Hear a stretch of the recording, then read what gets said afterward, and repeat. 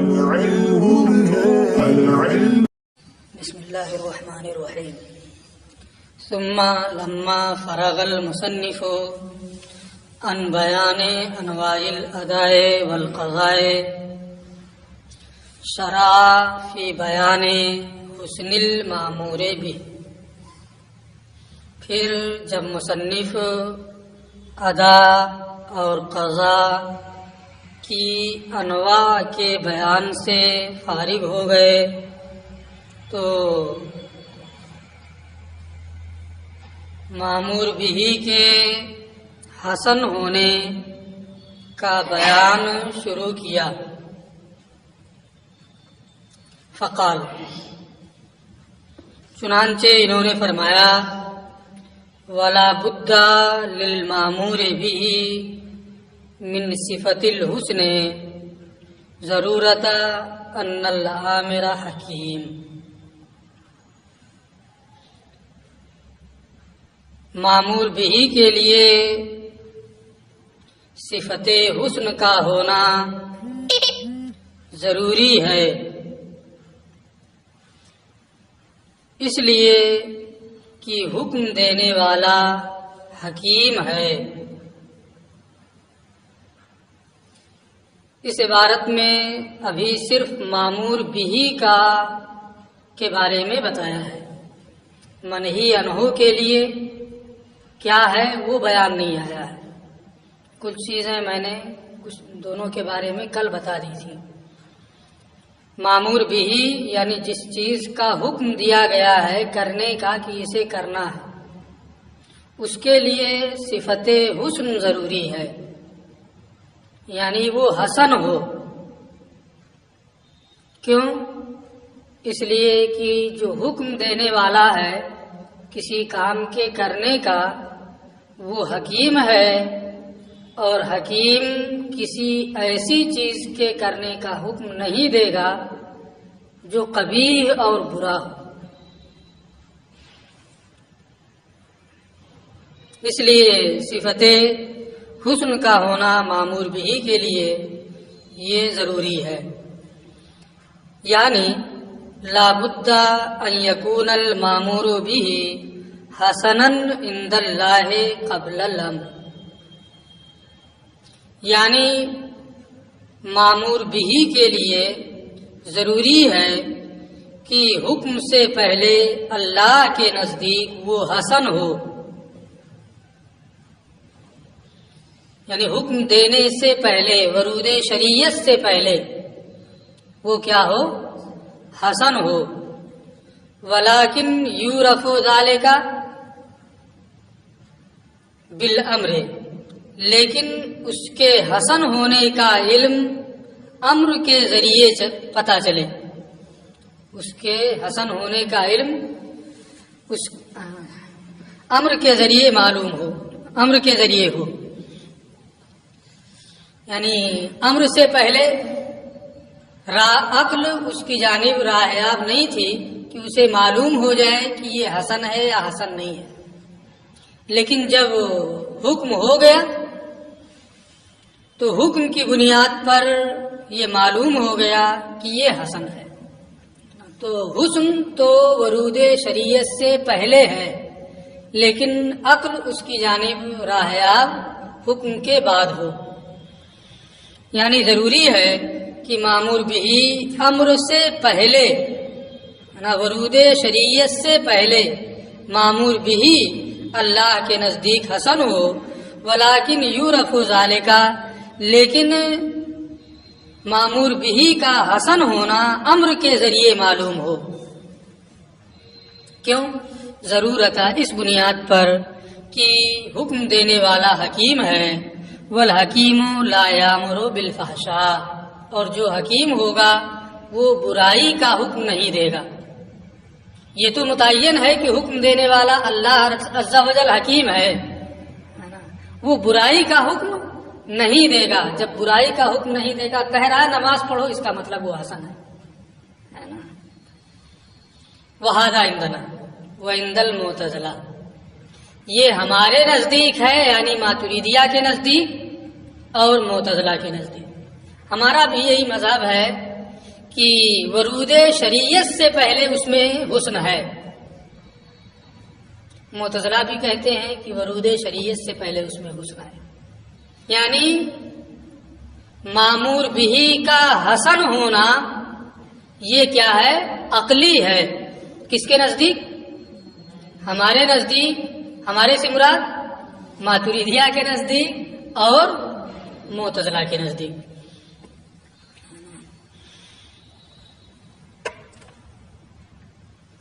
وَهَذَا عِنْدَنَا وَعِنْدَ الْمُعْتَزِلَةِ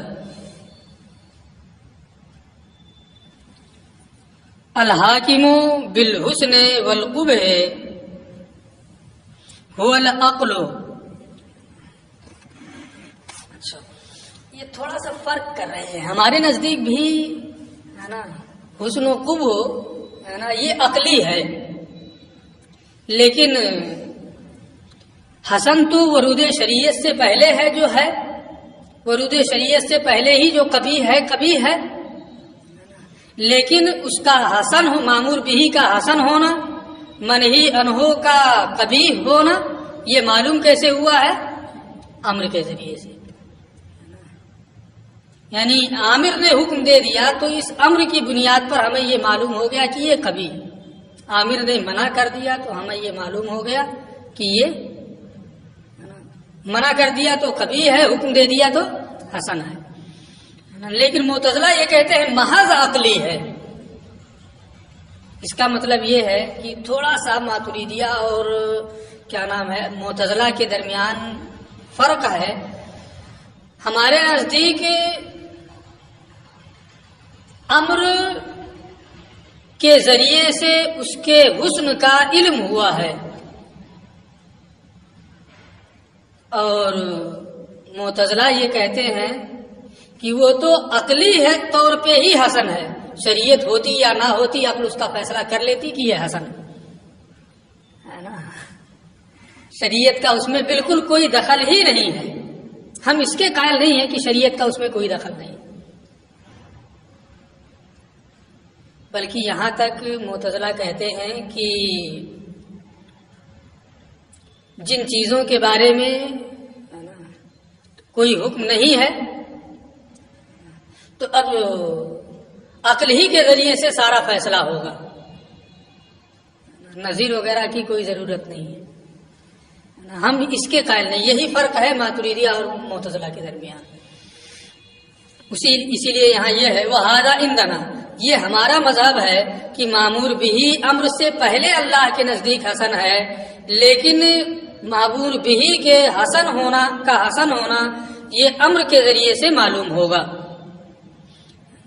اور معتزلہ کے نزدیک الحاکم بالحسن والقبح هو العقل، حسن و قبح کا فیصلہ کرنے والی عقل ہے. لا دخل فیہ للشرع، اس میں شریعت کا بالکل کوئی دخل نہیں ہے.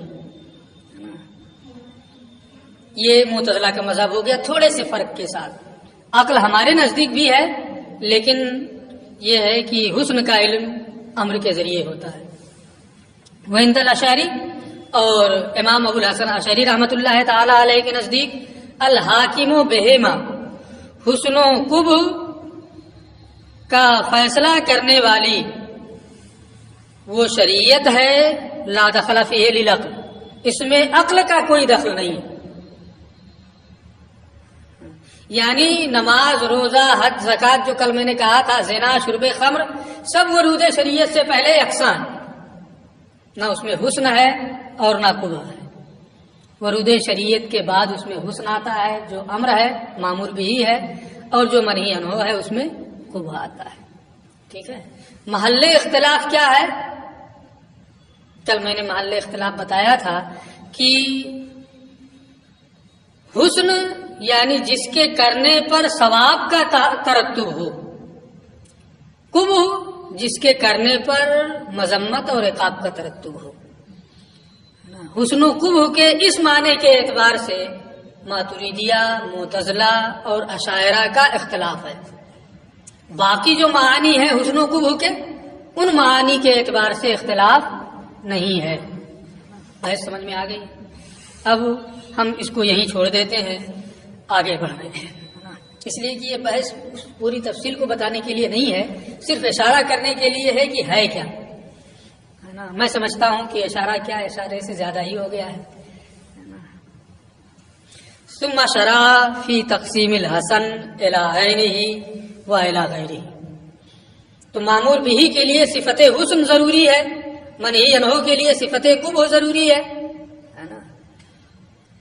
تو ابھی مامور بھی کے لیے صفت حسن ضروری ہے، اس کو بیان کیا ہے۔ اس کے بعد حسن کی تقسیم کر رہے ہیں۔ مامور بھی کے لیے جو صفت حسن ہے یعنی وہ حسن ہے مامور بھی، اس کی دو قسمیں، حسن لعینہ اور حسن لغیرہ۔ ثم شرع فی تقسیم الحسن، پھر حسن کی تقسیم انہوں نے بیان کرنا شروع کیا حسن لعینہ اور حسن لغیرہ کی جانب، یعنی حسن کی دو قسمیں ہیں، حسن لعینہ حسن لغیرہ، و تقسیم کل منہما الی اقسامہما، اور ان دونوں میں سے ہر ایک یعنی حسن لعینہ اور حسن لغیرہ میں سے ہر ایک کی تقسیم ان کے اقسام کی جانب۔ حسن لعینہ کی کتنی قسمیں ہیں، حسن لغیرہ کی کتنی قسمیں ہیں، اس کو بھی بیان کرنا شروع کیا۔ فقال، تو انہوں نے فرمایا وَهُوَ اما ان یکون لعینہ، مامور بھی جو حسن ہے وہ یا تو حسن لعینہ ہی ہوگا یا حسن لغیرہ ہی ہوگا، وہ بعد میں آئے گا، ہے نا۔ وہ اور وہ یعنی حسن جو مامور بھی ہے وہ یا تو حسن لعینہ ہی ہوگا، ایل حسن، حسن لعینہ ہی کیا مطلب، ایل الحسن اما ان یکون لذات المامور بھی، یعنی حسن یا تو مامور بھی کی ذات کی وجہ سے ہوگا، حسن مامور بھی کی ذات کی وجہ سے ہوگا، کیا مطلب، بے ان یکون حسنہ فی ذات ما وضع لہ ذالک من غیر واسطۃ، اس طور سے کہ اس کا حسن اس کی ذات میں ہو جس کے لیے مامور بھی وضع کیا گیا ہے، یعنی ذات مامور بھی میں حسن ہو، کسی واسطے کا اس میں دخل نہ ہو کہ کسی واسطے کی بنیاد پر اس میں حسن میں آ گیا، حسن کسی اور میں ہو اور اس کی وجہ سے اس چیز میں حسن آ گیا، بلکہ ذات مامور بھی میں حسن ہو، یہ مطلب ہے حسن لعینہ کا۔ اس کو یہ کہہ رہے ہیں وہ ہوا، اور وہ یعنی حسن یا تو لعینہ ہی ہوگا، ایل حسن اما ان یکون لذات المامور بھی، یعنی حسن مامور بھی کی ذات کی وجہ سے ہوگا، اس طور پر کہ اس کا حسن اس کی ذات میں ہو جس کے لیے مامور بھی کو وضع کیا گیا ہے، بغیر کسی واسطے کے، یعنی کسی واسطے کا اس میں دخل نہ ہو بلکہ ذات مامور بھی میں حسن پایا جا رہا ہو، تو یہ کیا ہے، حسن لعینہ ہے۔ حسن لعینہ کی تعریف کرنے کے بعد، اس کی وضاحت کرنے کے بعد کہ جس میں حسن بغیر کسی واسطے کے اس کی مامور بھی کی ذات میں ہو، پھر اس کی تقسیم کر رہے ہیں۔ وہذا ثلاثۃ انواع، حسن لعینہ کی تین قسمیں ہیں، علی ما قال، جیسا کہ ماتن نے کہا ہے۔ یہ کہنے کی ضرورت اس لیے پیش آئی کہ اس تقسیم سے یہ متفق نہیں ہے، جیسے اس سے پہلے پڑھے ہیں، انہوں نے کہا کہ یہ جو تقسیم کی اس میں تسامح، کیونکہ اقسام میں تباین ہوتا ہے، ایک تقسیم کے اقسام جو ہوتے ہیں وہ ایک دوسرے کے مباین ہوتے ہیں، اور یہاں تمام اقسام میں تباین نہیں ہے، پہلے پڑھے ہیں نا، قضا والے میں، ادا والے میں، تو ایسے یہاں بھی ہے نا۔ تو چونکہ اس تقسیم سے یہ متفق نہیں ہے، اس لیے ڈائریکٹ یہ نہیں کہا کہ اس کی تین قسمیں ہیں، بلکہ یہ علامہ قال، جیسا کہ ماتن نے کہا ہے، ان کے کہنے کے مطابق اس کی تین قسمیں ہیں۔ وہذا ثلاثۃ انواع، اور اس کی تین قسمیں ہیں، علامہ قال، جیسا کہ ماتن نے فرمایا ہے، اور وہ یہ ہے، وہ ہوا، اور وہ یعنی حسن لعینہ اما ان لا يقبل السقوط، یا تو سکوت کو قبول نہیں کرے گا، یعنی کبھی ساکت نہیں ہوگا. اس کا حسن لعینی یعنی ذات معمور بہی میں حسن ہے، اور وہ ذات معمور بہی سے حسن کبھی بھی ساکت نہیں ہوگا، ہے نا. ایک قسم ہو گئی. او یقبلہ، یا سکوت کو قبول کرے گا یعنی کبھی ساکت ہو جائے. دو قسمیں ہو گئی. اب ان دونوں قسموں کی پہلے یہ شرح کر دے رہے ہیں. اے لا یقبل ذالک الحسن السکوت من المامور بہ، یعنی وہ حسن معمور بہ سے سکوت کو قبول نہ کرے. معمور بہ کی ذات میں جو حسن ہے وہ حسن معمور بہ سے کبھی بھی ساکت نہ ہو. بل یکون دائما حسنا، بلکہ وہ ہمیشہ حسن رہے. وہ معمورا بہ علی المکلف، مکلف پر معمور بہ رہے، مکلف اسے کرنے کا معمور رہے. وہ واجباً علیہ، اور ہمیشہ مکلف پر واجب رہے، نہ کبھی ساکت نہ ہو. اور یقبل السکوت، یا وہ حسن قابل سکوت ہو فی حین من الاحیان، کسی نہ کسی وقت، لعذر من الاعذار، کسی نہ کسی عذر سے، یعنی کسی نہ کسی وقت کسی نہ کسی عذر سے وہ قابل سکوت ہوگا یا قابل سکوت نہیں ہوگا. دو قسمیں، ہے نا.